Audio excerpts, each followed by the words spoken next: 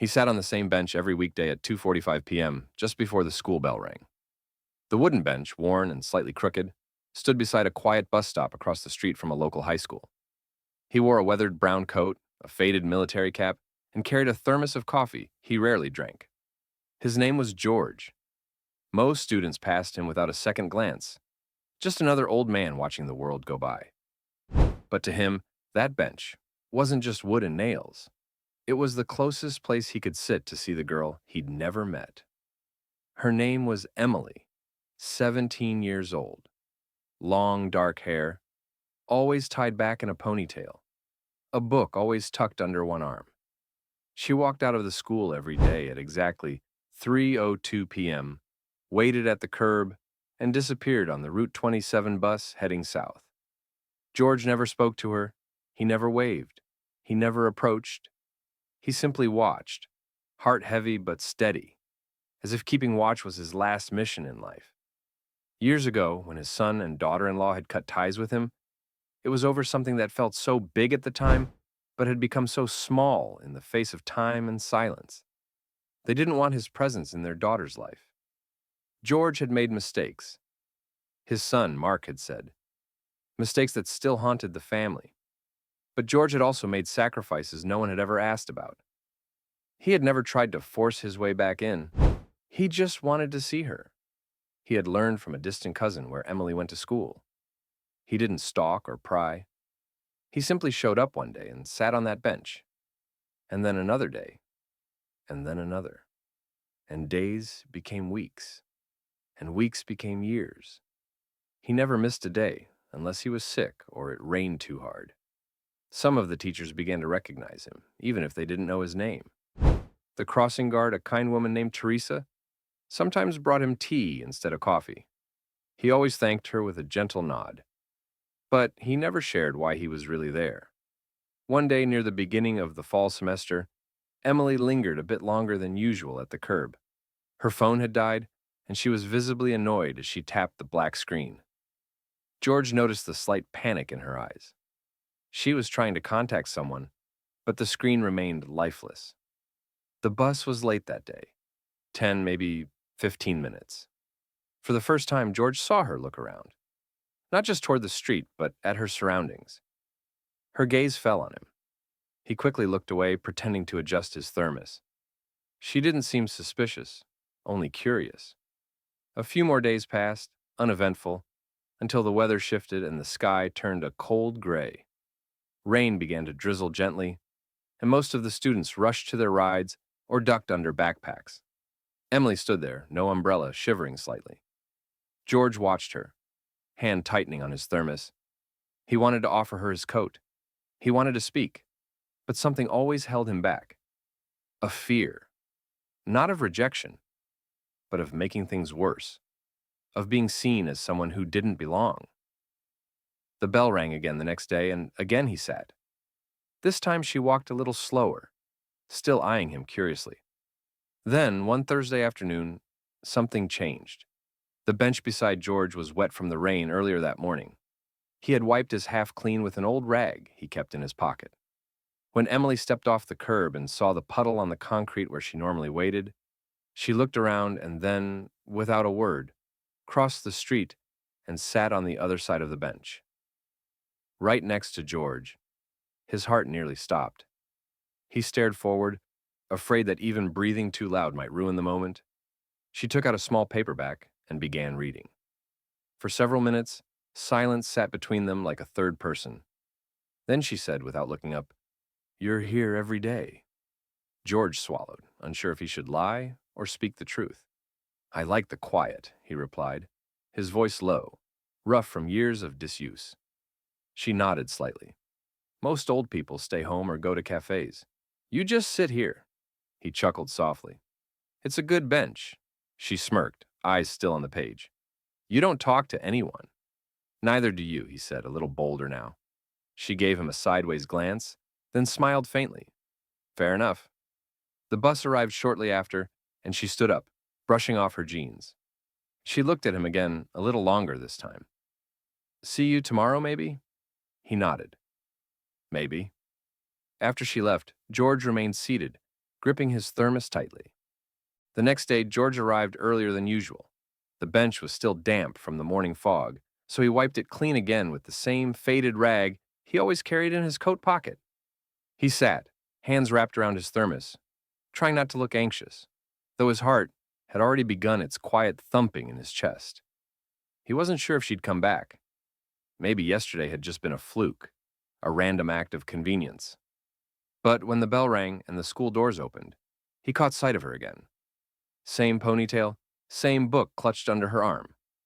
Emily scanned the sidewalk, glanced across the street, and this time walked straight toward him without hesitation. She didn't sit immediately, just stood beside the bench for a moment, looking at him. "You always drink the same thing?" she asked. He held up the thermos with a small smile. "Black coffee, no sugar, habit." She sat down beside him and pulled out her book again, flipping it open to a marked page. A minute passed. Then 2. Then she closed the book slowly and turned her body slightly toward him. "What's your name?" she asked. George hesitated. His name hadn't been spoken by someone close to him in years. "George," he replied quietly.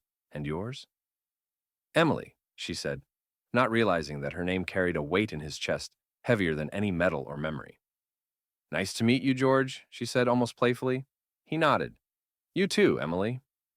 That afternoon, they sat for the full 15 minutes before her bus came. She didn't speak much more, but she didn't pull away either. Just being there felt like something building. The next day, she brought 2 small paper cups. "They messed up my order and gave me an extra," she explained. "Hope you like sweet coffee." He laughed and accepted it, pretending not to notice that it tasted like syrup and cinnamon. It was awful, but he drank every drop. Over the next week, their moments became routine. They talked about small things, her teachers, the upcoming school dance, how she hated gym class. George never offered too much about himself, choosing instead to listen. Her voice made him feel whole, but sometimes she asked questions that cut deep. "Do you have any kids?" she asked one Tuesday. He froze for a second too long. "I did," he said slowly. "A son." She nodded, sensing his hesitation. "Do you see him much?" George shook his head. "Not in a long time." She didn't press further, but the silence that followed was heavier than usual. One day, as rain began to fall lightly around them, Emily pulled out a photo from her backpack and handed it to him. "This is my grandpa," she said. Or was. "He died before I was born." That's what they told me. George stared at the photo. It was a younger version of himself, smiling, uniformed, holding his newborn son. His eyes burned, his hand trembled. He gave it back carefully. "He looks proud," he said, voice shaking. "He was in the military, right?" she asked. "That's what my dad said." George nodded. "He was." She smiled softly. "I always wondered what he'd be like. My dad doesn't talk about him much. Says he messed up a lot of things." George looked away, hiding the emotion twisting across his face. "Sometimes people make mistakes they can't fix," he murmured, "even if they want to." Emily was quiet for a moment. "I think people should get another chance," she said gently. Her bus arrived then, and she left him sitting there with his thoughts. That night, George sat in the dark, holding that same photograph in his hands, taken decades ago. He wondered how many times his son had looked at it, if he kept it hidden, if he ever missed him. The next day, George brought something with him to the bench. A small silver pin, his old service insignia. When Emily arrived, she noticed it in his hand. "What's that?" she asked. "A piece of who I used to be," he said, holding it out to her. "I want you to have it." She hesitated. "I can't take that." "Please," he said softly. "You remind me of something good." She accepted it, running her thumb over the metal. "Thank you, George." The air between them was different now. It carried weight and warmth. Emily seemed to sense something she couldn't name, and George could feel the years lifting just slightly off his shoulders. The next day, she wasn't at school, nor the day after. He sat alone, staring at the buses as they came and went, each one leaving without her. He began to fear something had happened, that maybe he'd said too much, crossed some invisible line. But then, after 4 days, she returned, walking slower than usual. When she sat down, she didn't speak right away. Then she said, I asked my dad about my grandfather. George felt his body tighten. What did he say? He said he doesn't like talking about the past. But I showed him the pin. I told him about you. George stopped breathing. Did he say anything? She nodded slowly. He said your name. George. He looked shocked. George looked down at the sidewalk. He's angry. I don't blame him. Emily was quiet for a moment. He said he wasn't ready, but maybe someday. George smiled faintly, eyes wet. That's more than I ever hoped for. The bus pulled up again. She stood, gripping the pin tightly in her hand. I'll see you tomorrow, she said. George nodded. I'll be here. And as she boarded the bus, he looked up at the sky, the clouds parting just slightly to let in a sliver of light.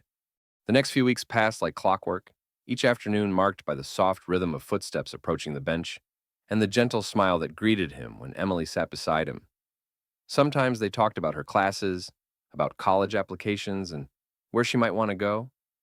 Sometimes they said very little, content just to sit, the silence between them no longer filled with uncertainty, but with quiet trust.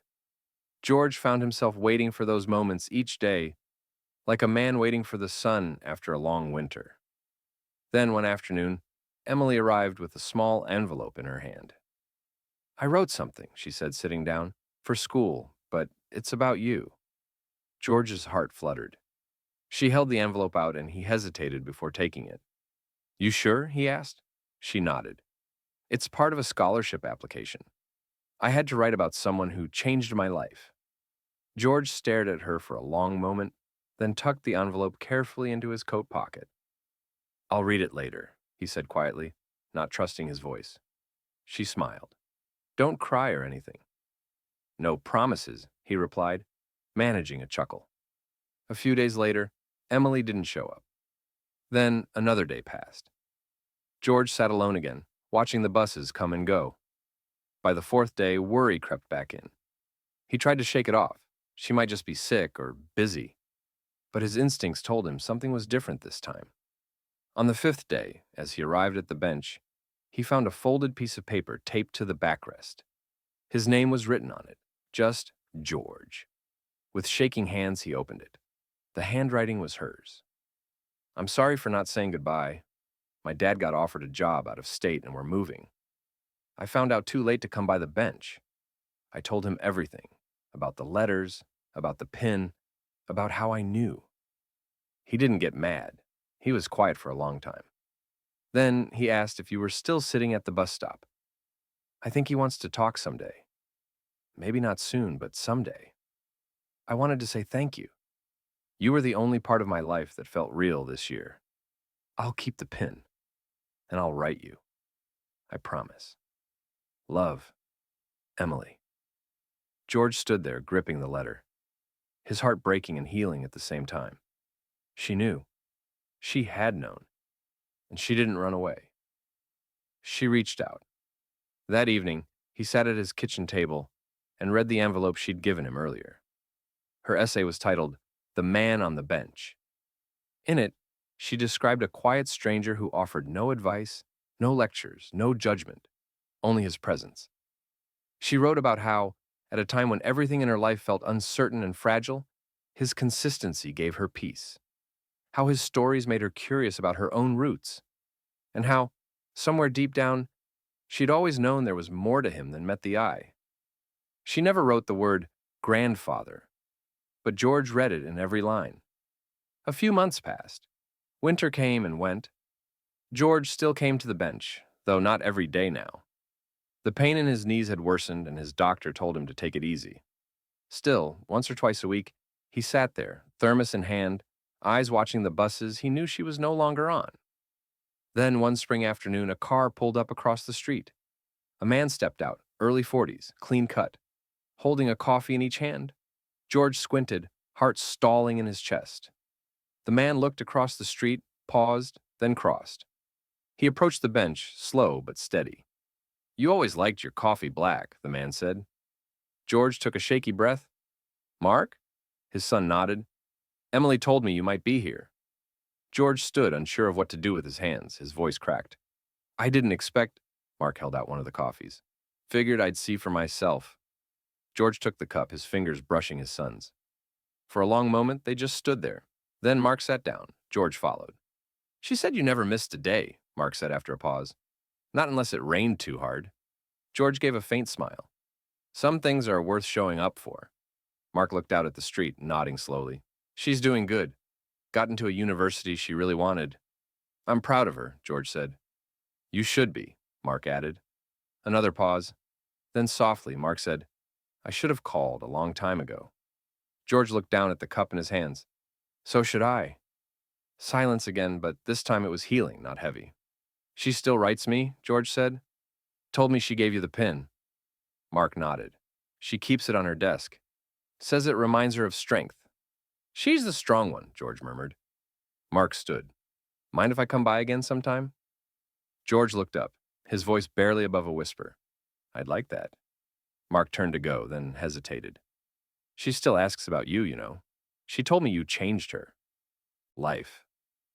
George's eyes filled. She saved mine. And as his son walked back to the car, George sat down again, thermos in one hand, coffee in the other. The bench no longer felt lonely. It felt like a beginning. He had waited a lifetime for a second chance. And it had come, not with fireworks or fanfare, but with quiet words, soft forgiveness, and the return of something he thought he'd lost forever. Family.